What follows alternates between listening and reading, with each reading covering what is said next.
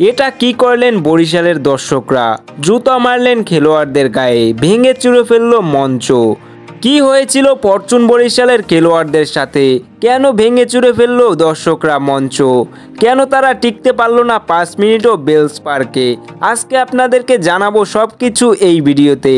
তাছাড়া বরিশালের দর্শকদের উদ্দেশ্যে তামিম ইকবাল কি বলেছেন তাও জানাবো আপনাদেরকে। ফরচুন বরিশাল টানা 2টি শিরোপা জিতেছে বিপিএলের। 2025-এর আসরে কাপ জিতে বরিশাল।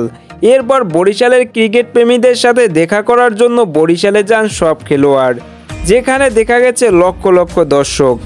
কিন্তু দর্শকদের দিকে বড় কথা নয়, বড় কথা হচ্ছে ফরচুন বরিশালের খেলোয়াড়রা এবং টিম ম্যানেজমেন্টরা টিকতে পারলো না সেখানে মাত্র 5 মিনিটও। কি হয়েছিল সেখানে দর্শকরা শুরু করলো মঞ্চ ভাঙ্গা। তারা চেয়ার টেবিল ভেঙেছে অসংখ্য। সেটা দেখে ফরচুন বরিশালের টিম ম্যানেজমেন্ট এবং খেলোয়াড়রা সেখানে মাত্র 5 মিনিটও অবস্থান করেনি। সেখান থেকে তারা এক প্রকার পালিয়ে গেছে বলা যাচ্ছে। তবে পরবর্তীতে তামিম ইকবাল জানান, বরিশালের মানুষ খুব ক্রিকেট প্রেমী। এই অসংখ্য ক্রিকেট প্রেমীদের তার কাছে ভালো লেগেছে। পরবর্তী ফরচুন বরিশাল আবার যদি ট্রফি জয়লাভ করতে পারে তাহলে 3টি ট্রফি নিয়ে আবার নাকি ফরচুন বরিশাল যাবে বরিশালে। তবে সবচেয়ে দুঃখের ব্যাপার হচ্ছে ফরচুন বরিশালের কিছু লোকজন চেয়ার ভেঙেছে এবং মঞ্চে মেরেছে জুতো।